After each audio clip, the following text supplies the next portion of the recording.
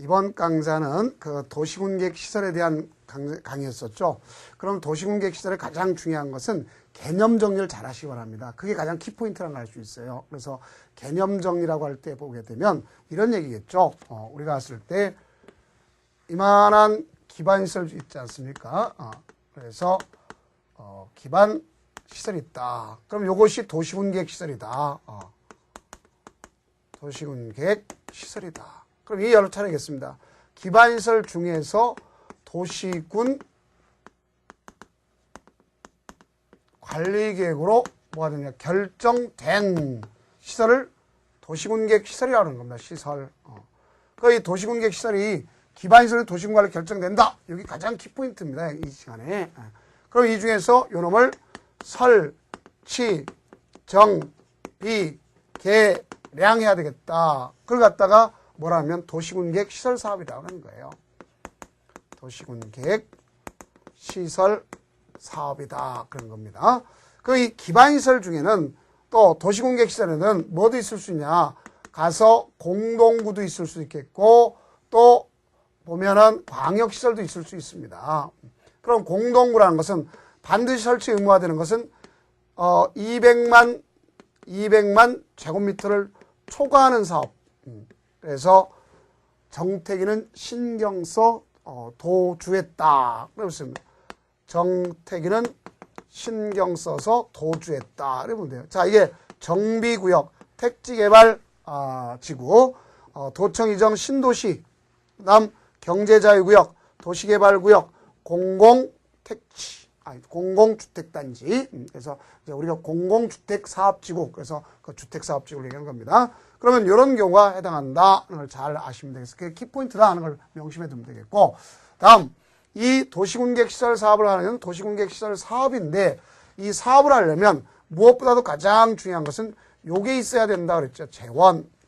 그래서 재원이 있어야 된다. 그 요것 때문에 제일 먼저 할 것이 뭐냐? 단계별 집행 계획이 있다. 그 이 단계별 집행 계획은 3년을 기준점으로 해서 1단계, 2단계로 나눠진다. 그랬지 않습니까? 그럼 매년 1단계는 매년 검토해서 아니 그러니까 2단계는 1단계로 매년 검토해서 집어넣어야 된다. 알 수 있겠고 얘는 수립과 공고 단계뿐이 없다 하는 것. 그러면 다음에는 누가 있느냐? 시행자가 있다. 시행자는 넓은 의미에서는 행정청과 비행정청으로 나눴어요. 근데 제가 여러분들 이해를 돕기 위해서 걷다가 뭐라 쓰면 공공주체라 했죠. 그럼 거기 얘는 공공 기관 등이 있겠고 그다음 민간이 있지 않습니까? 그럼 왜 이렇게 해서 제가 이걸 갖다 앞서 얘기할 때 이걸 다 합쳐서 공공이라고 그랬잖아요. 자, 공공기관. 나 이거는 민간이 있잖아요. 그럼 왜 이렇게 나누냐? 이 민간은 봤을 때 반드시 먹고 튀는 것이 문제되니까 국공을 제외하고 예를 들어 국공이지 제외하고 면적의 3분의 2 이상을 갖다 소유하고 그 다음 총수의 2분의 1 이상 동의를 얻어라. 이게 바로 여기 포인트랍니다. 그 다음 이 사업 시행자가 지정됐으면 구체적 계획에 무슨 계획? 실시계획 가서 인가받는다 하는 걸 알 수 있겠고요. 여기 시행자 중에서 공동시행은 없다는 것 꼭 명심해 두시기 바라고요. 그 다음 실시 인가받으면 사업을 시행할 거 아닙니까? 시행할 때 이제 여기 보호조치가 있구나. 그 다음 이 시행했으면 준공 검사를 받고 공공시설을 기속시킨다는 거. 그럼 이 중에서 이 보호 입장에서 본다면 분할 시행할 수 있다는 것도 사업시행자 보호고요. 그 다음 관계 서류를 갖다가 무료로 열람할 수 있는 것. 이것도 시행자 보호고 또 토지 등을 갖다가 수용, 사용할 수 있게끔 하는 건데 이때 이 수용, 사용에서 가장 조심할 게 바로 뭐냐.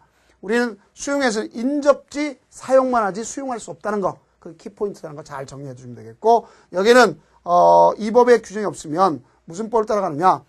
토지보상법을 따라간다. 정식명칭 공익사업을 위한 토지 등의 취득 및 보상하는 법률이 있잖아요. 그걸 갖다 따라하는데 거기에 특례가 인정한다. 그래서 사업인정 고시가 의제. 왜? 여기 실시계획 인가 때 사업인정 고시 받은 거 본 것이고 다음 재개월 신청자는 사업시행 기간 내 하는 것이다. 하는 걸 알 수 있으며 그 다음 국공유지를 갖다가 국공유지 처분을 갖다 뭐 하고 있더라? 제한하고 있더라 하는 것을. 그럼 이걸 위반하게 되면 그 자체는 위반하면 무효다 이 말을 썼습니다. 다음 여기 보면 공공시설 기속했죠. 그럼 어쨌든 이렇게 사업을 하게 되면 제가 거기 안 했지만 여기 핵심에서 하겠어요. 비용이 들어갑니다. 뭐가 들어간다? 비용. 비용은 누가 부담하는 게 원칙이면 원인자 부담이며 시행자가 부담하는 게 원칙입니다. 시행자 부담. 그러나 예를 들어서 이득을 얻는 경우가 있을 수 있어요? 없어요? 있죠. 그래서 이득 얻는 자한테도 같이 부담하라고 얘기할 수가 있는 것이다 하는 걸 아시면 되는 겁니다. 그것이 지금까지 배운 키포인트로서 여기 가장 중요한 건 도시군계획 시설이라는 건 도시군 관리계로 결정된 시설을 얘기한다. 무슨 시설 중에? 기반시설 중에서. 그 다음 우리가 공동호 반설치 의무 대상자 알겠죠? 그걸 꼭 아셔야 되겠고 단계별 집행계획 수립과 공고 단계에 있다는 거. 시행자는 누가 있다면 행정청이 시행자, 비행정청이 시행자. 그중에 비행정청이 시행자, 민간 시행자만 동의 요건을 갖는다는 것. 동의도 소유하고 2분의 1. 그 다음 실시에 인가했으면 가서 인가는 이원화되어 있습니다. 국토장관이 해주시고 시도가 대두시행한다. 그 다음 시행을 할 때는 보호조치가 있다. 이러한 보호조치 중에 특히 수용 사용 중에 인접지만 뭐 할 수 있다? 인접지만 사용한다는 거 잘 아시면 되겠고 그 다음 특례가 있다는 거, 그 다음에 국공유지를 처분하게 되면 그 자체는 도시군계획사업 위반에 의해서 처분하게 되면 무효가 된다.